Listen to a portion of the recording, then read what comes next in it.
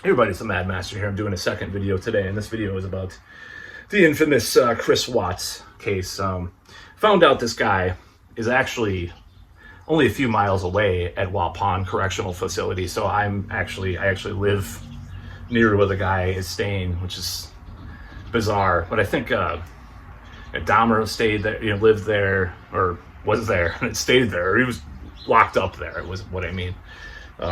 The guy from making a murderer stuff is there, and a lot of people are at that correctional facility. It's a big prison, only about 45 minutes away from where I live.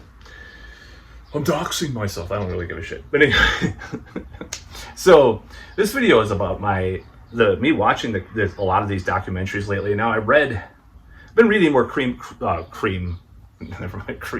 pie. I've been watching a lot more true crime stuff lately. And reading books too, which is not, I've been listening to the Morbid podcast for about 5 years now. I started when I got a new phone in 2019. I started listening to more podcasts because my phone was so old. I don't think I could get Spotify on my old phone, or it was crappy or something. I had a really old cell phone, really old smartphone, Samsung. So I got an iPhone. Yeah, I know. It's kind of cringe, but whatever. Girlfriend at the time had an iPhone. And I don't know what I was thinking with that. I just was kind of interested maybe in the FaceTime app or something, and we never used it anyways. But anyway, this is a whole other tale. So what I think about this case is I have a lot of things to say about it. Maybe this video is only one of more to come, but I think the guy, I don't like people that call one side of the story the Shannon, or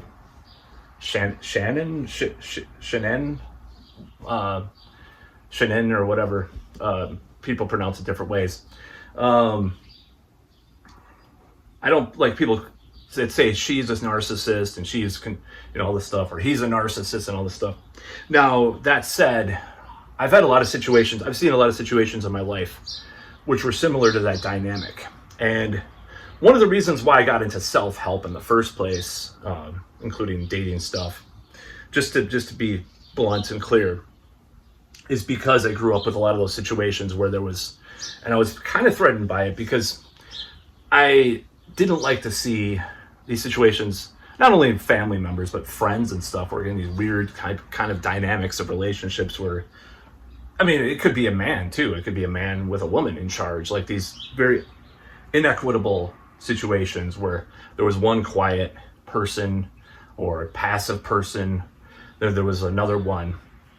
Some reason it rubbed me the wrong way even more, because I'm a heterosexual, unlike my hat states. So I was getting like my biker hat says. Maybe I'll wear it in this video.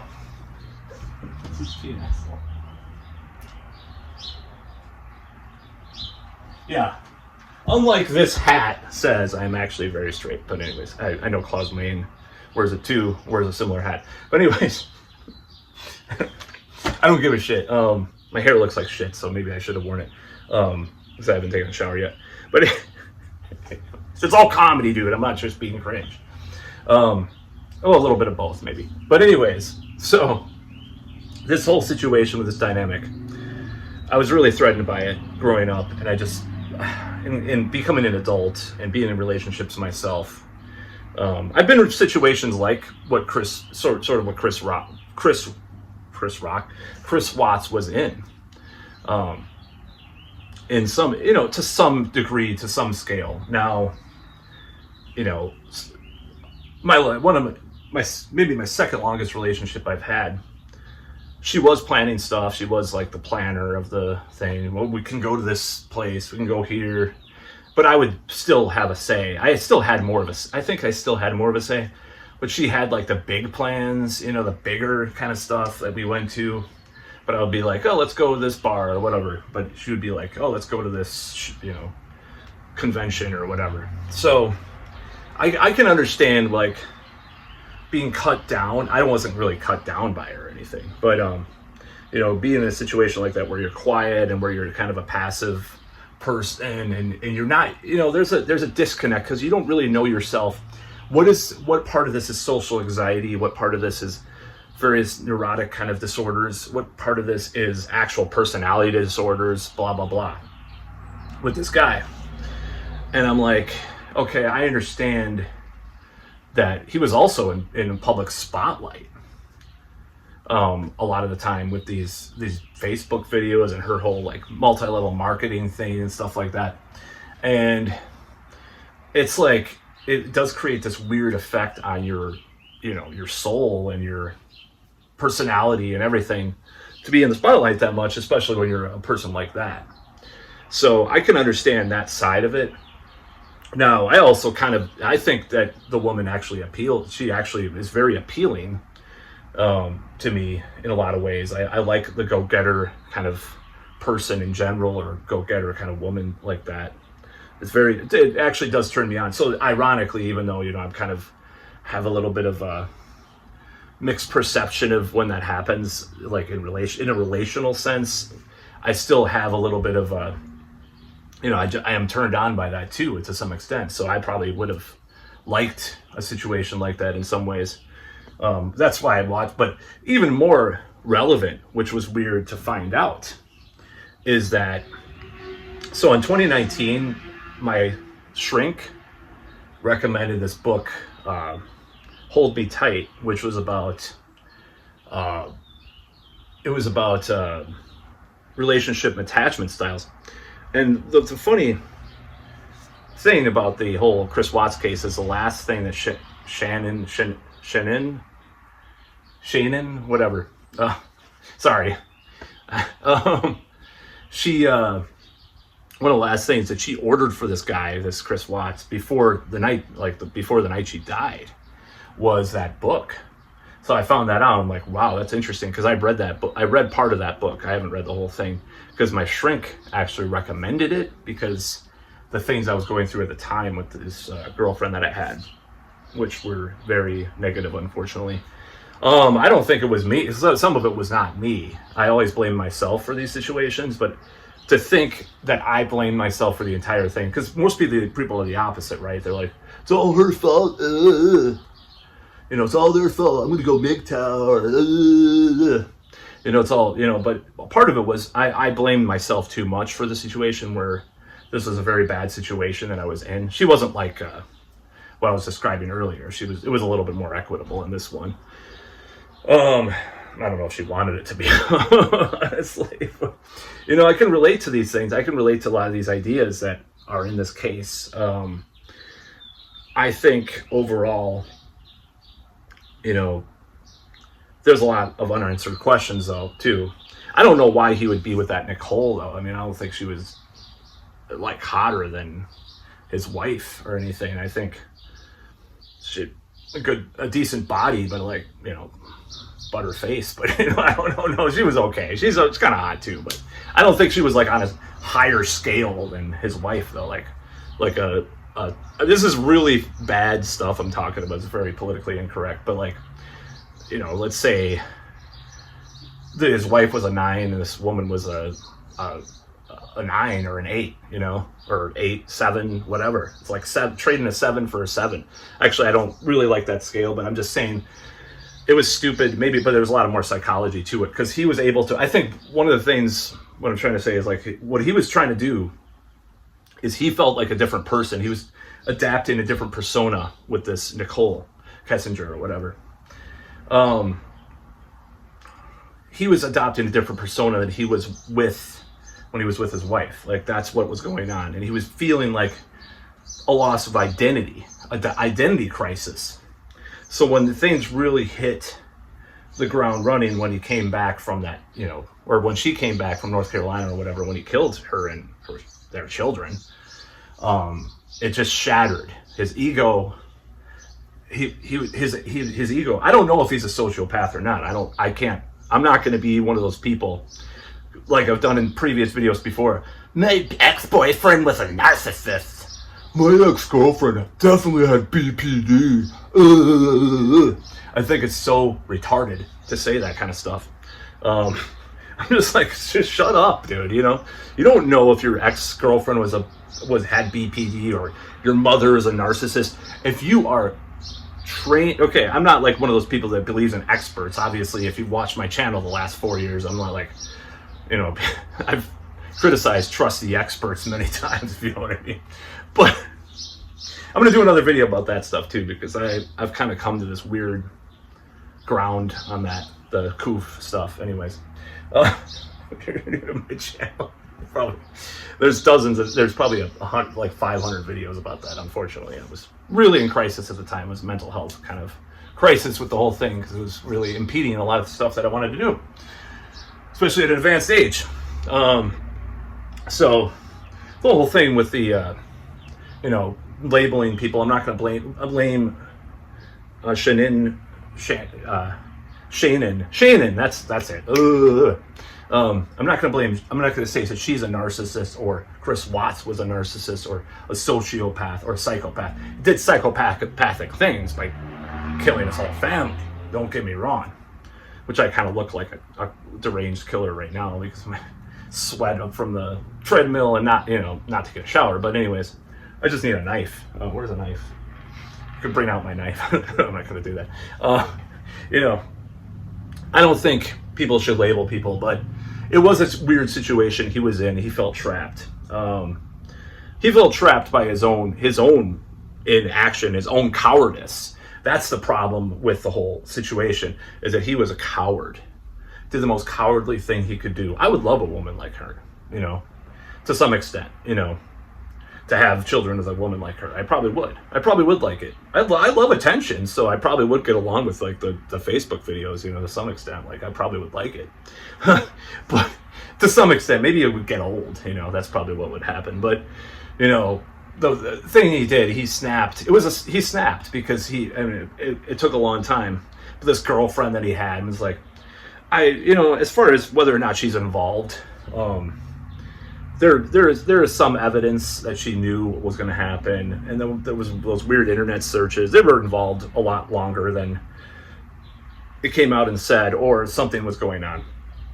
There's more to the story that we don't know. I mean, we may never know, but I've been fascinated by it because I've grown up in different situations, and I think the Shannon is actually really attractive. Honestly, I like her personality and her vibe.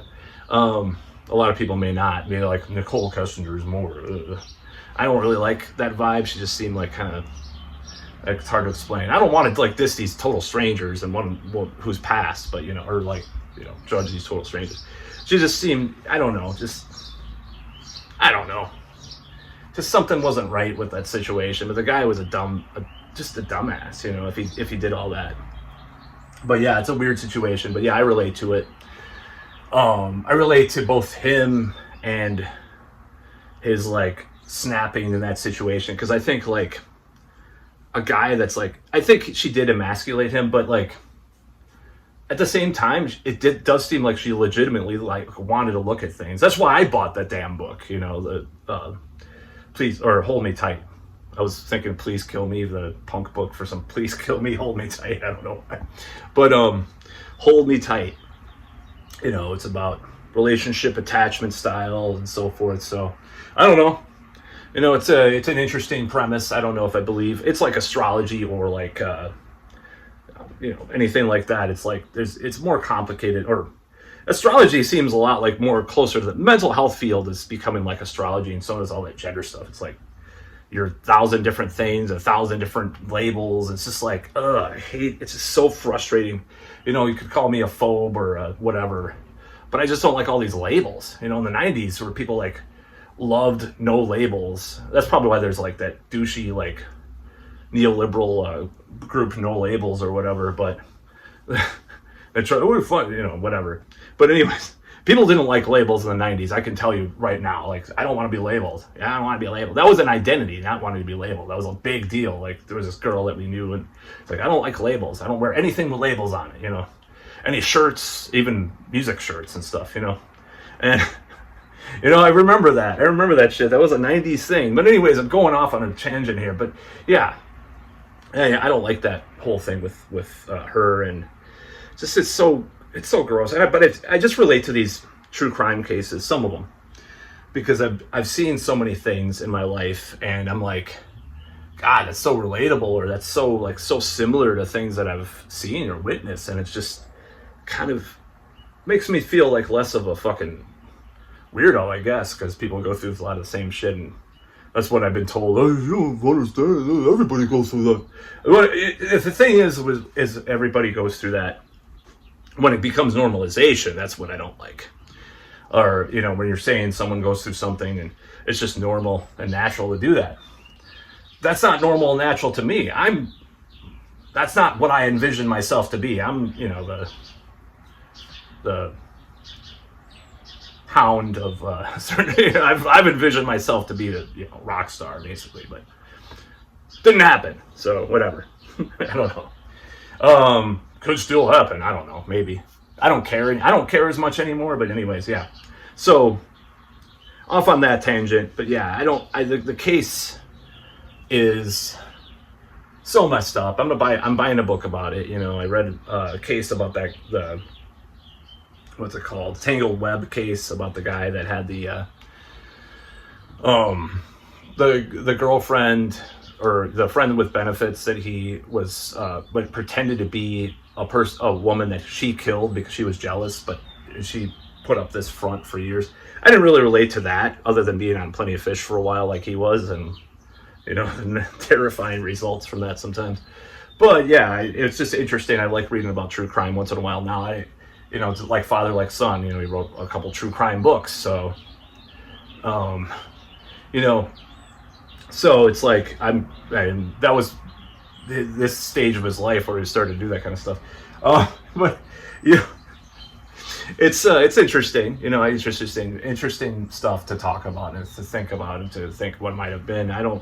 That's just terrible, you know. But I can see from both sides of a lot of these complex personalities that are in these situations. And my whole point with this video is just like, I think people need to stop making things so simplistic in the world and with these crimes that are committed.